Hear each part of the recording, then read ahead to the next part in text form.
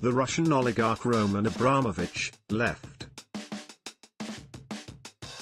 CreditJean-Christophe Bott / Keystone, via Associated Press. May 20, 2018. Moscow, when one of London's premier soccer teams, Chelsea, took the field Saturday in an FA Cup final against Manchester United, the club's billionaire Russian owner was mysteriously absent.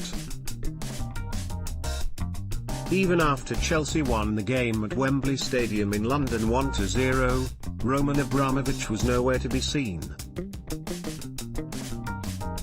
A person close to the Russian oligarch said that his investor visa, initially valid for 3 years and 4 months and normally extended with ease after that every 2 years, expired at the end of April, and that an application to renew it was taking far longer than usual. The British authorities have given no explanation, the person said.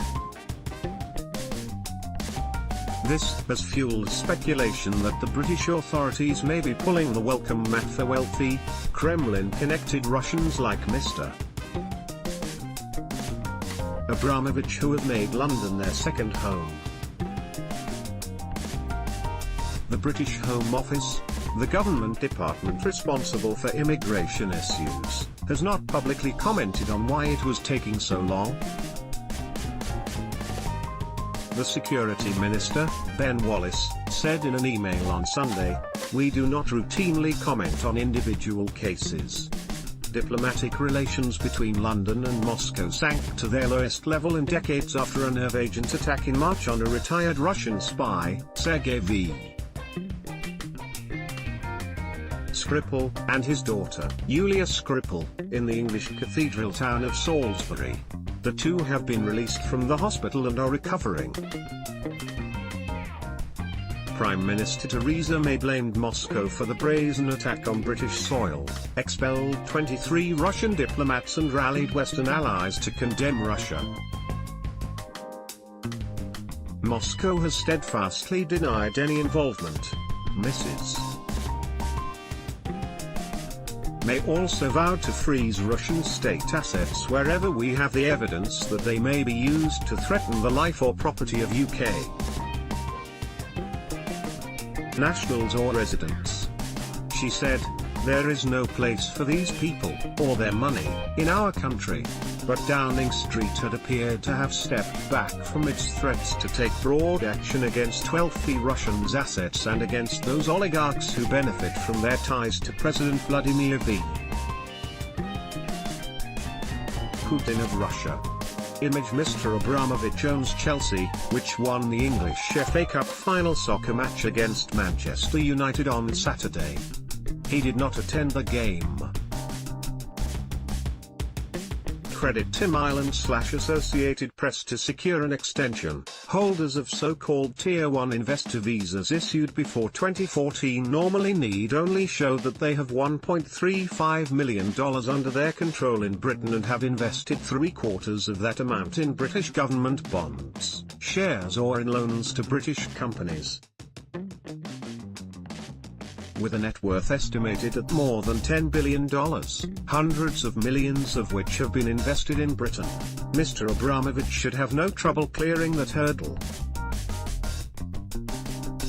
He owns a huge house in London that is worth more than $150 million and is equipped with a subterranean swimming pool. In April, the United States Treasury announced that it was imposing sanctions on 7 Russian oligarchs, including several with extensive ties to Britain like Oleg Deripaska, who in November listed his aluminium and energy conglomerate, N+, on the London Stock Exchange.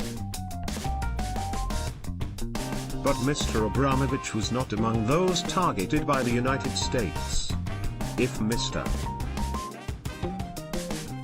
Abramovich's British visa delay turns out to be more than a bureaucratic hiccup, it could be a sign that the British government, too, is moving against Russian oligarchs and wants to curb what has been called Londongrad, a large community of Russians, both fans and foes of Mr.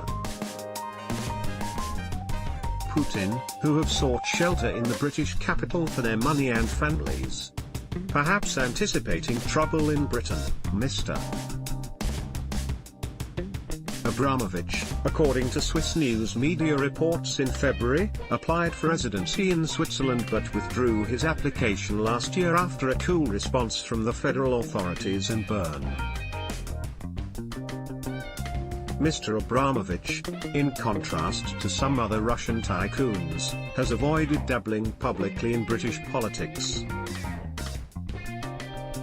But his ownership of Chelsea has made him a staple of celebrity and sports coverage in tabloid and serious British newspapers, and he is by far the best-known Russian oligarch in Britain. Chelsea fans hail him as a hero because his hefty investment in buying top-class players has turned the team into a soccer powerhouse. He has also won goodwill by donating more than $300 million to a British charity that provides holidays abroad for children with serious illnesses and by hosting lavish, A-list parties on his yacht, the world's second biggest, and at his mansion in the British Virgin Islands. Russians who have fallen out with the Kremlin, and British analysts who take a dim view of Mr. Putin, view him as a Kremlin lackey.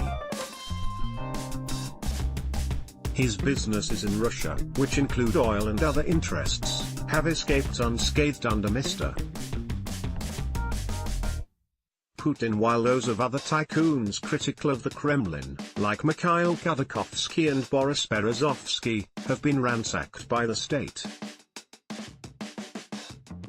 The delay in renewing his visa comes at a delicate time for Mr. Abramovich, who has been struggling in recent weeks to defend his name in Switzerland over $46 million that the London-based European Bank for Reconstruction and Development insists is owed by the oligarch's now defunct, Swiss-based oil trading company, Runicom. The dispute, which dates to the end of the 1990s, resurfaced recently when a court in Freiburg, Switzerland, began hearing testimony, including from Mr. Abramovich, who first made his money as an oil trader and then gained control of former state oil fields with help from Boris Berezovsky, a one-time Kremlin ally and tycoon who, after falling out with Mr. Putin, fled to Britain and died there in 2013.